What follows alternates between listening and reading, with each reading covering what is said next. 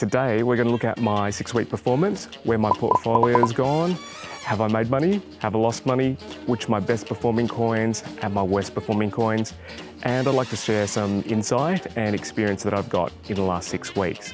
So join me on a crypto current affair. This is Aussie Ty, and remember, always seek professional advice before making any investment.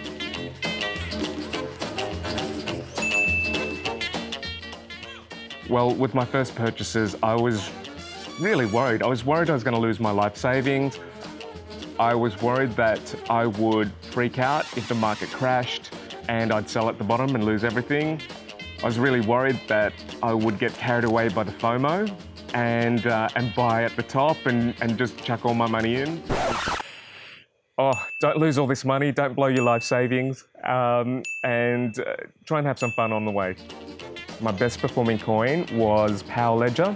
It's an Australian power coin company, and it allows the trading of coins for user-generated electricity. So it's very future focused, and it's very fascinating to me, especially around the solar energy space and being able to sell excess energy off your solar cells if you're generating extra energy.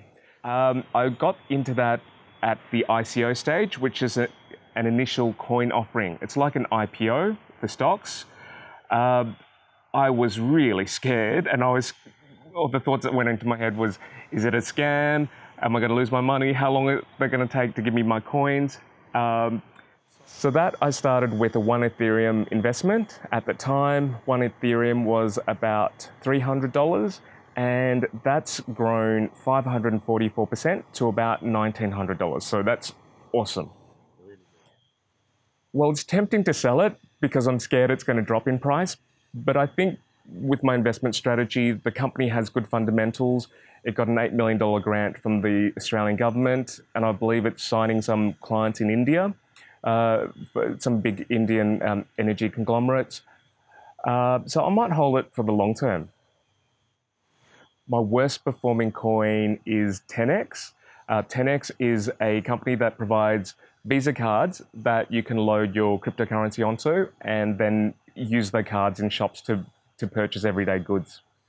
I chose that company because I thought, yeah, everyone needs to shop and everyone wants a link between crypto into the real world so that they can use their coins.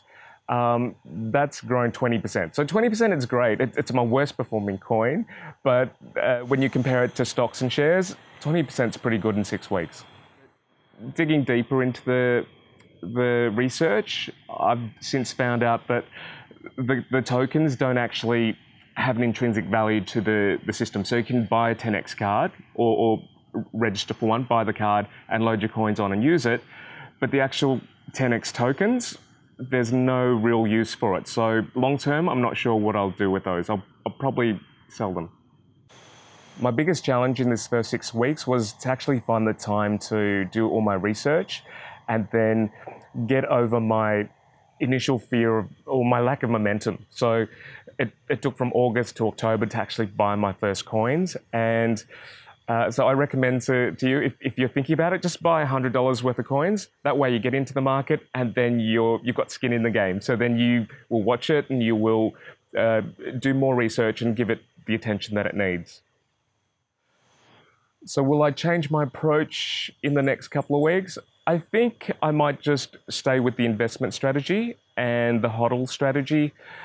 I'm not experienced enough to have swing trades and to do medium and short-term trades, so I'll stick to that.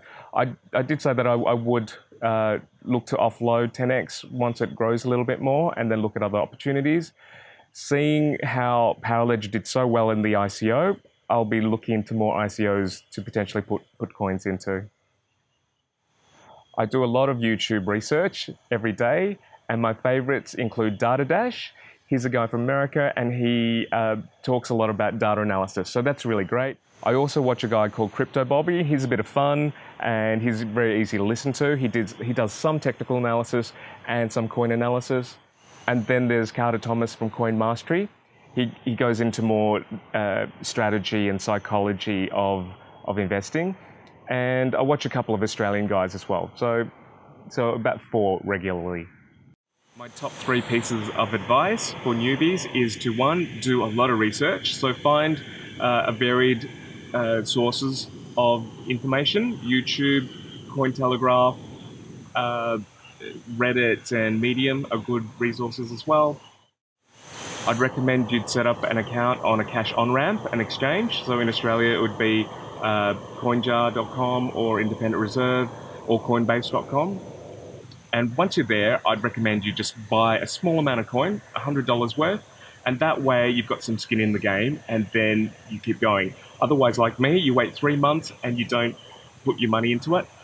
If I'd started in July when I first met that friend and went through it, Bitcoin was $3,000 at that stage, and now it's $7,000, $8,000. So it was a missed opportunity. So the challenge for my YouTube channel was to turn my $5,000 into $1 million in 15 months. So that requires about 7.5 double ups. So coming on to December 5th, that's my 2 months. 2 weeks out, I'm nearly there. So I'm really happy with the progress. So my $5,000 is now about $9,462.